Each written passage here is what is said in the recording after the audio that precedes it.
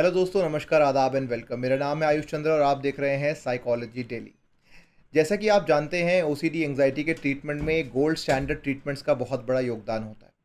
देखिए, आखिर लोगों को ये समझ नहीं आता, कॉमन पीपल को, कि ये गोल्ड स्टैंडर्ड ट्रीटमेंट का मतलब क्या है। कई बार मुझे कमेंट्स आते हैं, कई बार लोग मुझे डीएम करके भी पूछते हैं। देखिए, गोल्ड स्टैंडर्ड का मतलब होता है evidence based treatment. Evidence based treatment क्या होता है, इसको भी मैं सिंप्लीफाई करके बताता हूँ, और ये सुनना और समझना आपको ओसीडी ट्रीटमेंट में बेस्ट ट्रीटमेंट चुनने के लिए मदद करेगा। तो इस वीडियो को एंड तक ज़रूर देखना, क्योंकि सिर्फ ओसीडी के बारे में पता होना ही ज़रूरी नहीं है, उसको ट्रीटमेंट कैसे होता है, कौन सा ट्रीटमेंट राइट है, कौन सा ट्रीटमेंट राइट नहीं है, ये जानकारी भी आपको होनी बहुत ज़रूरी है। तो क्या होता है कि ओसीडी, जिसमें कि ऑब्सेशन यानी कि थॉट्स, एंग्जाइटी यानी कि घबराहट, बेचैनी, और कंपल्शंस यानी कि सेफ्टी बिहेवियर्स होते हैं। इंसान बार बार हाथ धोना, रीचेकिंग करना, वॉशिंग करना, ये सब करता है। क्यों करता है? क्योंकि घबराहट बहुत होती है। और थॉट्स किस तरीके के आते हैं कि गंदगी फैल जाएगी, भगवान रूठ जाएंगे, नाराज़ हो जाएंगे, समथिंग बैड विल हैपन, मेरे घर वालों में कुछ प्रॉब्लम आ जाएगी, कुछ सेल्फ हार्म हो जाएगा, डेथ हो जाएगी, कुछ भी इस तरीके के नेगेटिव थॉट्स आ सकते हैं। ठीक है। अब हज़ारों तरीके के ओसीडी होते हैं, लेकिन सीक्वेंस यही होता है कि थॉट आता है, फिर फीलिंग आती है एंग्जाइटी की, और लास्ट में आपका कंपल्शन हो जाता है, जो आपका सेफ्टी बिहेवियर, और यही लूप में आप फंसे रहते हो। अब ये कोई नया फिनोमिना नहीं है जो आपके साथ हो रहा है।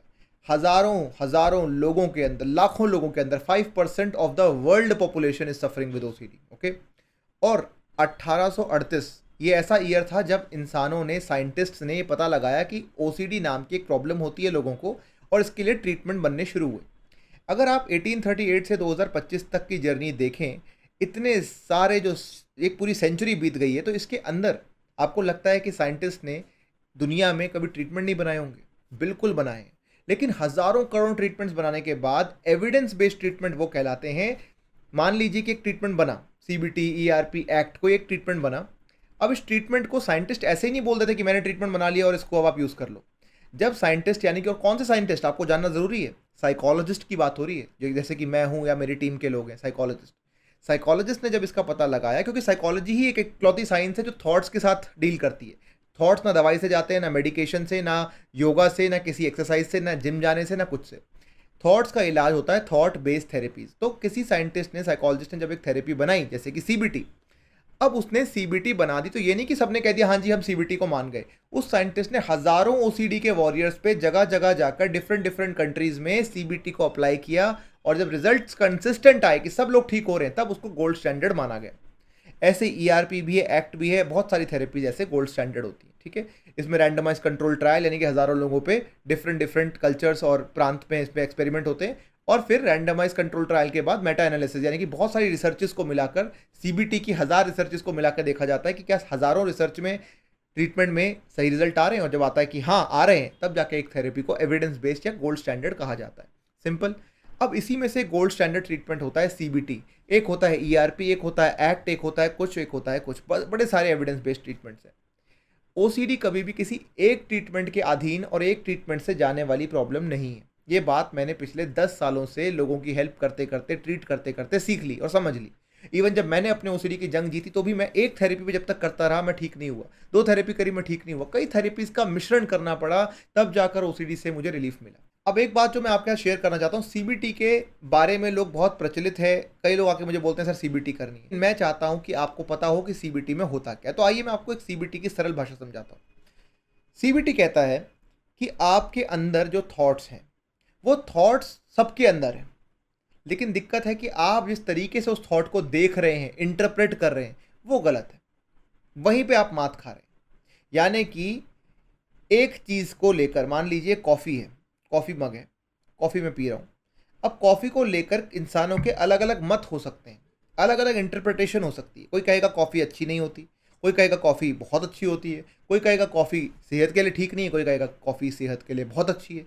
अलग अलग मत होते हैं लोगों के। इंसानी जीवन की एक बड़ी विडंबना है कि सेम चीज़ के बारे में 10 लोगों की 10 अलग राय हो सकती है, लेकिन कौन सी राय सही है?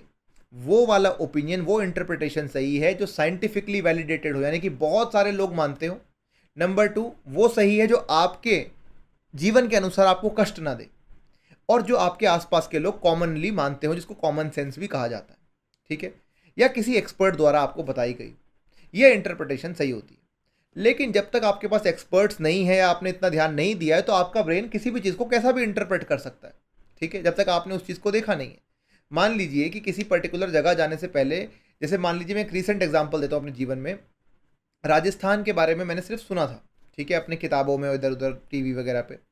दिमाग में आता था राजस्थान मतलब सूखे, बंजर रेगिस्तान, कैक्टस के पेड़, धूप निकली हुई, कोई पानी नहीं, कुछ नहीं, कोई मतलब छाया नहीं। मैं रिसेंटली एक कॉलेज में पढ़ाने गया, किसी सेमिनार में गया राजस्थान, पहली बार जाने का मौका मिला मुझे फॉर्चुनेटली। और मैंने देखा ऐसा तो कुछ है ही नहीं, कोई मुझे रेगिस्तान नहीं मिल रहा है, हरियाली ही हरियाली, बारिश हो रही है, मानसून में झरने बह रहे हैं वहाँ पे, ठीक है, कोई ऊँट नहीं है, कोई कोई लेके सर पे पानी नहीं जा रहा है। मेरी तो ज़िंदगी में मेरे को लगा इतना अद्भुत नज़ारा मैं पहले क्यों नहीं आया कभी राजस्थान। तो ये मेरा इंटरप्रिटेशन गलत था कि वो ऐसा सूखा बंजर होगा, लेकिन जब मैं गया तो मैंने देखा तो बड़ा सुंदर और बड़ा अच्छा डेवलप्ड स्टेट है। तो यहाँ मेरा इंटरप्रिटेशन बदला जब मैंने सच्चाई देखी। उससे पहले जो मेरा इंटरप्रिटेशन था वो सिर्फ एक हाइपोथेटिकल अजम्पशन पे बेस्ड था, सुनी सुनाई बातों पे, जो देखी दिखाई बातें उस पे बेस्ड था। हकीकत अपनी आंखों से देखी तब पता लगा।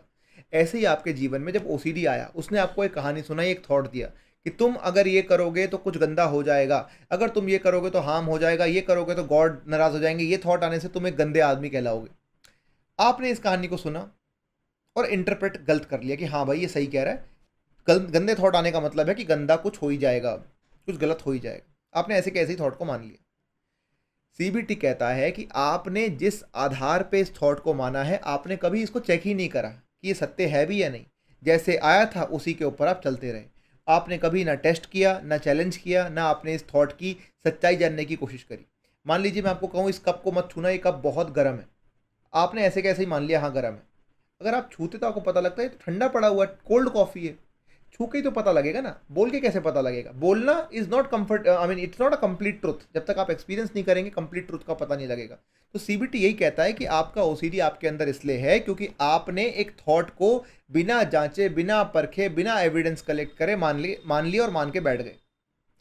अब सीबीटी से पूछा जाए कि भाई इससे ठीक कैसे होंगे, तो सीबीटी कहता है अगर मेरा थॉट मैं टेस्ट कर लूँ, चैलेंज कर लूँ और खुद से परख लूँ, एक बार अपनी हकीकत जान लूँ, तो ये चीज़ ख़त्म हो जाएगी। जब तक आपको लगता था ये कब गर्म है, आप छूने से डर रहे थे इसे, लेकिन जब आपने एक बार छू लिया, अब आपका डर निकल गया। क्योंकि एक्सपीरियंस जो होता है वो डर निकाल देता है।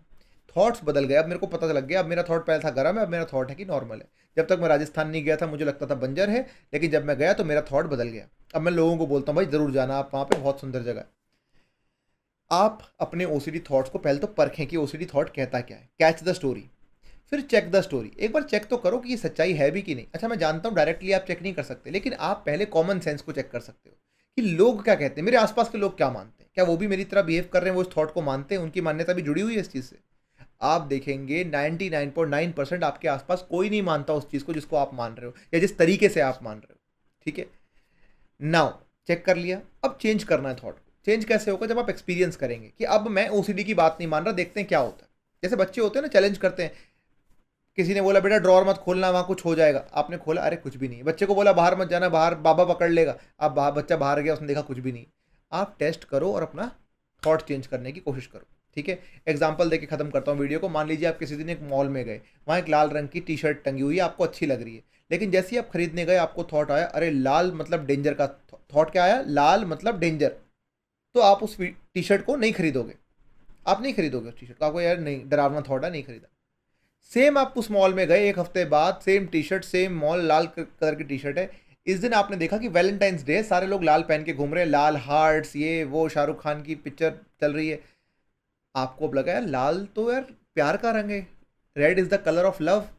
पिछली बार आपको हार्म का, डेंजर का थॉट आया था, इस बार लव का आया। इस बार आप वो खरीद लोगे, सब लाल पहन के घूम रहे हैं, आपको कॉन्फिडेंस मिल गया, आपने देखा ये तो लाल रंग तो अब प्यार का रंग मानता हूँ मैं, आपने उसको पहन लिया।